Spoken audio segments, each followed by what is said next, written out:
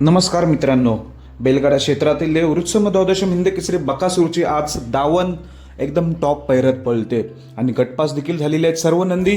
तर कोणकोणते नंदी मी सकाळच्या व्हिडिओमध्ये सांगितलं होतं. 3 नंदी आहेत पळताना दिसतात, म्हणजे बकासूर, साम्राज्य आणि बबन. पण बबन शेठ आणि साम्राज्य हे दोघे मुळशी मैदानात आहेत आणि बकासूर कोरेगाव मैदानात. पण कोरेगावमध्ये आपला बकासूर पळताना दिसला गट क्रमांक 5 मध्ये मी सांगितलं होता 40 गावचा पायरा, 40 गावचा राजा आणि बकासूर ही जोडी चांगल्या रीतीने पळून गटपास झालेला आहे. तर भावानं सुट्टा निकाल घेत गाडी सेमीसाठी पात्र झालेले आहे बकासूर आणि 40 गावचा राजा. खरं तर हा पायरा कसा झाला तर हा 40 गावचा राजा पहिला साम्राज्य सोबत देखील पळाला होता आणि बबन शेठ, त्यामुळे त्याची परतफेड म्हणून आपल्याला बकासूर सोबत आपल्याला 40 गावचा राजा पळताना दिसला. गट क्रमांक 5 मध्ये चांगली गाडी पळाली आणि गाडी सेमीसाठी पात्र झालेली आहे. आणि त्याच्याच धावणीतील मी सकाळी दोघांचेही पैरे सांगितले होते, तेच होते पैरे.